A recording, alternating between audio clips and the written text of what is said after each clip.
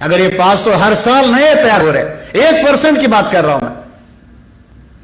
ब्राह्मण क्यों नीट का इतना विरोध करते? क्यों आपके लड़कों को आईआईटीज में, एम्स में पढ़ने नहीं दे रहे?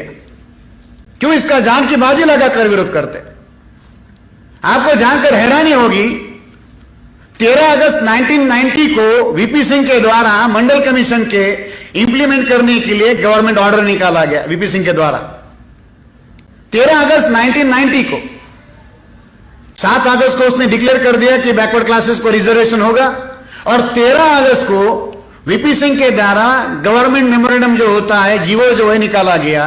जैसे वीपी सिंह ने 13 अगस्त को ऑफिस मेमोरेंडम निकाला, नेक्स्ट दिन को 14 अगस्त को सुप्रीम कोर्ट में मंडल कमीशन के विरोध में पहला केस दायर हुआ। 13 अगस्त को वीपी सिंह के द्वारा ऑर्डर निकलती है, और 14 अगस्त को नेक्स्ट डे उज्जवल सिंह नाम का एक व्यक्ति सुप्रीम कोर्ट का चला गया और उसने मंडल कमीशन के विरोध में पहला केस दायर किया 13 अगस्त के दूसरे दिन। इतने आरक्षण के विरोधी लोग सतर्क है। अब आज 25 साल हो गए मंडल कमीशन को लागू होकर, ओबीसी को खबर ही नहीं कि हमको क्या दिया गया। सुप्रीम कोर्ट ने एक 15 पैसे के पोस्ट कार्ड को केस में कन्वर्ट कर दिया। 52% ओबीसी का मंडल कमीशन का आंदोलन को खत्म करने के लिए, उसके रिजर्वेशन को खत्म करने के लिए एक 15 पैसे के पोस्ट कार्ड को सुप्रीम कोर्ट ने केस में कन्वर्ट कर दिया और 52% लोगों के भविष्य को अंधेरे में डाल दिया। ओबीसी को अपना पहला आईएएस देखने के लिए 44 साल लगे आजादी के बाद। साउथ इंडिया से राजशेखर चेरी नाम का पहला आईएएस ओबीसी का मंडल कमीशन की रिपोर्ट लागू होने के 44 साल बाद हुआ। 44 साल लगे ओबीसी को अपना आईएएस देखने के लिए, आजादी के 44 साल बाद। वो जानते हैं कि इससे क्रिमिनल पैदा होता है, समाज का पहले दर्जे का ब्रेन तैयार होता है। हमारे लिए केवल डॉक्टर है, हमारे लिए केवल इंजीनियर है। अगर बात उतनी होती तो उसका विरोध नहीं होता। ध्यान रख लीजिए, मालिक के लिए सबऑर्डिनेट कोई समस्या नहीं होता। मालिक के लिए दूसरा मालिक समस्या होता है, उसका सबऑर्डिनेट कभी समस्या नहीं होता। अगर आप गुलाम बनकर उनकी व्यवस्था के अंदर काम करना चाहते हो, वो आपको अव्वल दर्जे का, बेहतरीन दर्जे का गुलाम बना सकते। मैं जब नॉर्थ ईस्ट रीजन में बांग्लादेश का काम करता था तो हमारे पंजाब के अधिवेशन में पंजाब स्टेट का एक सेक्रेटरी आया था। आंध्र प्रदेश के ओबीसी कैडर से आईएएस था।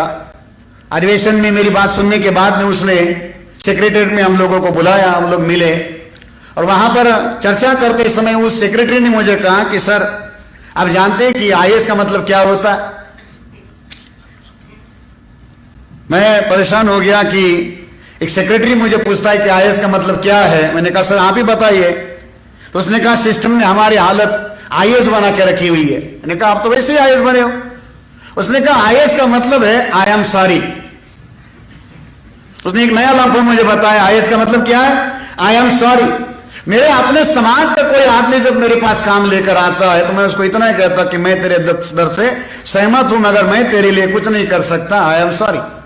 है वहां जाने वाले लोगों की भी यही हालत है। अब जब आईएएस आईपीएस आदमी कहता है हमारे ऊपर अन्याय अत्याचार होता है तो साधारण लोगों की क्या परिस्थिति होगी? इसलिए सिस्टम के अंदर साथियों, अगर हम लोग अपना विकल्प ढूंढने की कोशिश करेंगे नहीं हो पाएगा।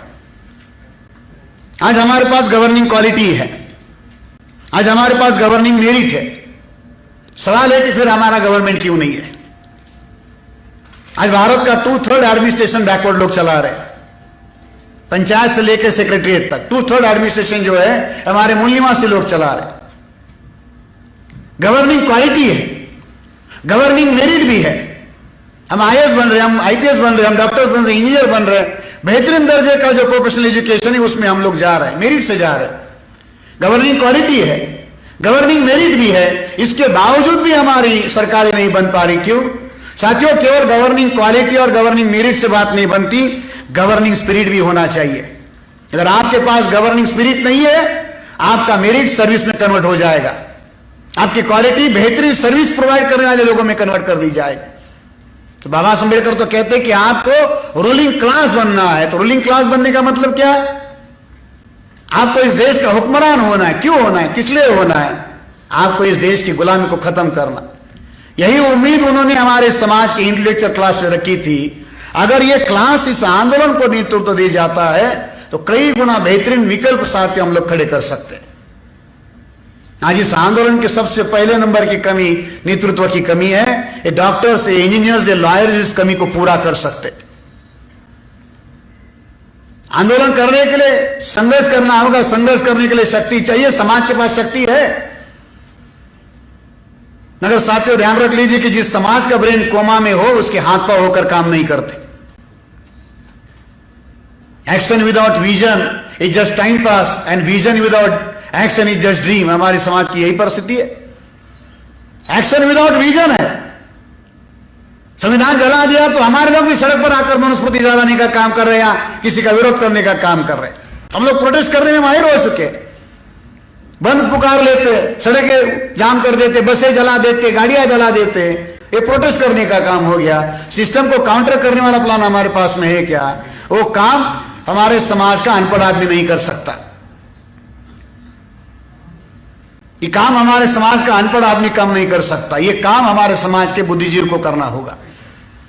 उसी उम्मीद के साथ में साथियों ये इंपा बनाई गई कि ये जो क्रिमिनल क्लास है, ये क्लास इस बात को लीड करे।